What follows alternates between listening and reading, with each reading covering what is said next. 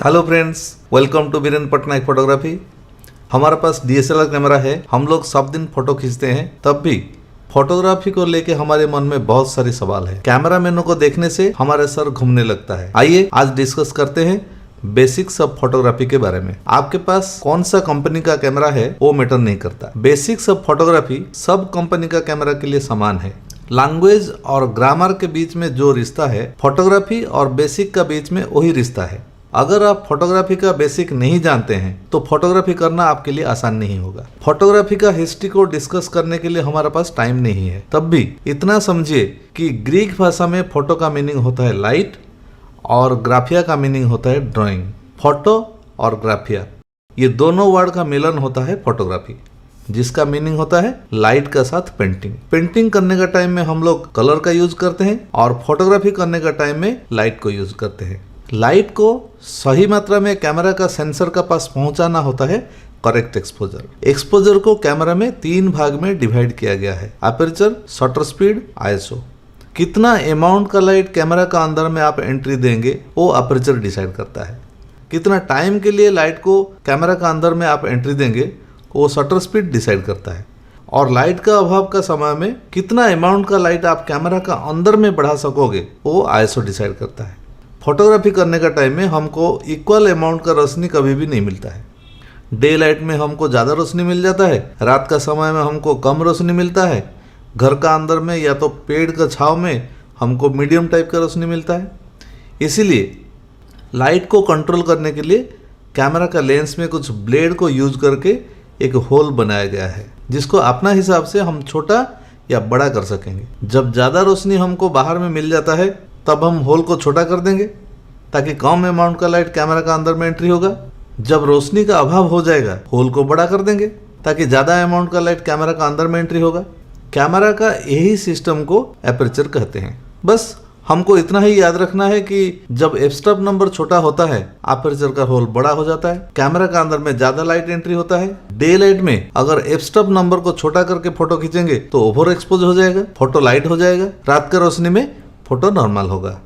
हर एक टाइम जब हम एफ-स्टॉप नंबर को बड़ा करते हैं कैमरा का अंदर में लाइट का अमाउंट आधा हो जाता है। जब नंबर सबसे बड़ा हो जाता है लेंस का होल सबसे छोटा हो जाता है।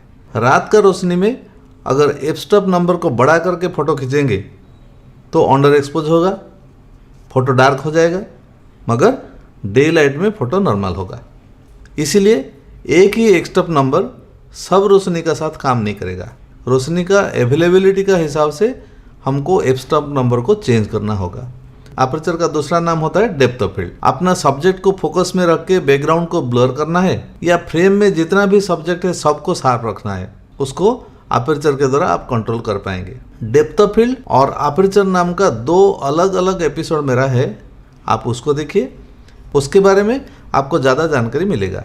शटर स्पीड, कैमरा का अंदर को कितना टाइम के लिए लाइट को एंट्री देंगे वो शटर स्पीड डिसाइड करता है। कम टाइम के लिए शटर को खुला रखने से कम लाइट घुसता है, ज़्यादा टाइम के लिए शटर को खुला रखने से ज़्यादा लाइट घुसता है। कैमरा में लाइट का बेस को 1 सेकंड रखा गया है। अगर आपका शटर 1 सेकंड के लिए खुला रहा तो जितना लाइट घुसेगा 2 सेकंड खुला रहने से उसका डबल लाइट घुसेगा। 4 सेकंड खुला रहने से फिर डबल हो जाएगा, 8 सेकंड खुला रहने से फिर डबल हो जाएगा। ऐसे ही आप 30 सेकंड तक कैमरा में शटर को खोल पाएंगे, जिसको हम स्लो शटर स्पीड बोलते हैं। रात का अंधेरे में अगर आप स्टील सब्जेक्ट का फोटो लेना चाहते हो तो स्लो शटर स्पीड को यूज़ कीजिए, आपको बहुत ही सुंदर फोटो मिलेगा। ठीक वैसे ही 1 सेकंड खुला रहने से आपका कैमरा का अंदर में जितना लाइट घुसता था 1/2 सेकंड खुला रखने से उसका आधा लाइट घुसेगा। 1/4 सेकंड जब खोलेंगे उस टाइम में फिर आधा हो जाएगा। 1/8, 1/16 ऐसा करते करते आप 1/4000 सेकंड तक भी शटर को खुला रख सकेंगे। इसको हम कहते हैं fast shutter speed. Fast shutter speed को यूज़ करके आप मोशन में रहने का सब्जेक्ट को फ्रीज कर पाएंगे। ISO, पेंटिंग करने का टाइम में कलर को स्मूथ करके चलाने के लिए हमको थोड़ा सा पानी या तेल का ज़रूरत होता है। ठीक वैसे ही फोटोग्राफी करने का टाइम में भी थोड़ा सा ISO का ज़रूरत होता है, जिसको स्टैंडर्डाइज किया गया है कि हर कैमरा में ISO मिनिमम 100 रहना जरूरी है। आजकल कुछ दामी कैमरा में 50 जैसे कम ISO भी आ गया है, तब भी सब कैमरा में लगभग 100 ISO ही चलता है। तो कैमरे में ज़्यादा आईएसओ देने का ज़रूरत क्या है? जब हमारे पास रोशनी कम हो जाता है तो अब आईएसओ को बढ़ा के हम वही ब्राइटनेस पाएंगे। जो कैमरा में आईएसओ का रेंज जितना ज़्यादा है वो कैमरा उतना ही कॉस्टली होता है। हमारे पास कुछ लाइट जलता है, वहाँ हम आईएसओ 100 यूज़ करते हैं। जब हम लाइट का आधा ऑफ कर देंगे, उसी लाइट को सेंसर में क्रिएट करने के लिए हमको आईएसओ को 200 करना होगा।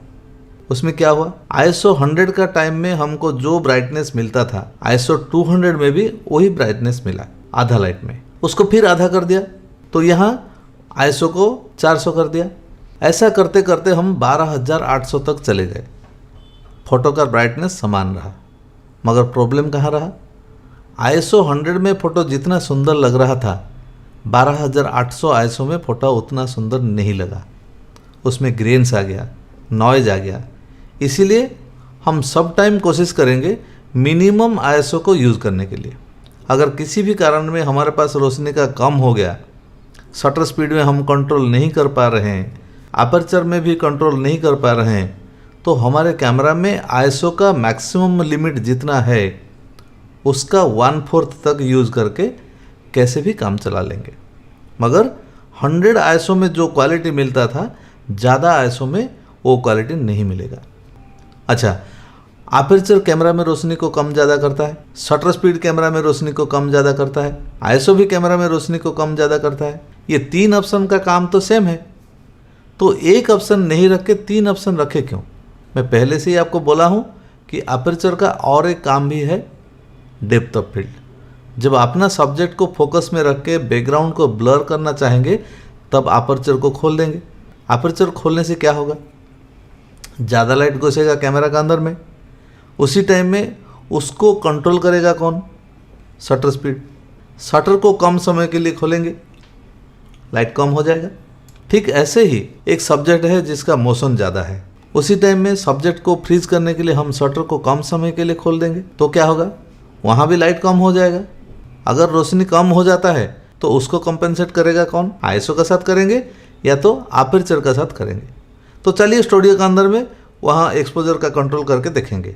हमारे सामने कैमरा का monitor, shutter speed 1/30, aperture f3.5, ISO 800। Monitor में जो एक्सपोजर मीटर दिखाता है वो है 00। उसका मीनिंग है फोटोग्राफी के लिए परफेक्ट एक्सपोजर सेट किया गया है। मीटर अगर माइनस को चला जाएगा तो फोटो अंडर एक्सपोज या डार्क हो जाएगा, प्लस को जाने से ओवर एक्सपोज या लाइट हो जाएगा। तो एक्सपोजर को कंट्रोल करेंगे कैसे? सपोज हम अपर्चर नंबर को एक स्टेप नीचे ले जाएंगे, वो खुल जाएगा। मेरा अपर्चर 3.5 से 2.8 हो गया, मीटर प्लस दिखाया, मेरा फोटो लाइट हो गया। मुझे फिर से एक्सपोजर मीटर को 00 करना होगा। इसीलिए इधर शटर स्पीड और आईएसओ को हम एक स्टेप डार्क करेंगे। शटर स्पीड में डार्क करने के लिए मुझे 1/60 करना होगा।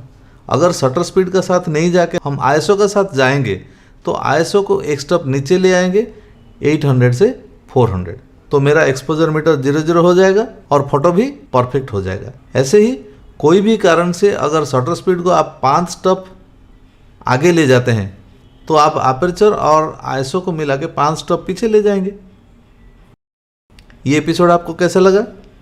अगर अच्छा लगा तो लाइक कीजिए, शेयर कीजिए, सब्सक्राइब भी कीजिए। अगर आपका मन में कुछ सवाल है या तो और कुछ करने से अच्छा लगेगा बोल के आप सोच रहे हैं तो नीचे दिया गया कमेंट बॉक्स में ज़रूर लिखिए। मैं आपका सवाल का जवाब देने के लिए कोशिश करूँगा। ठीक है, फिर से मुलाकात होगा नेक्स्ट एपिसोड में। नमस्कार।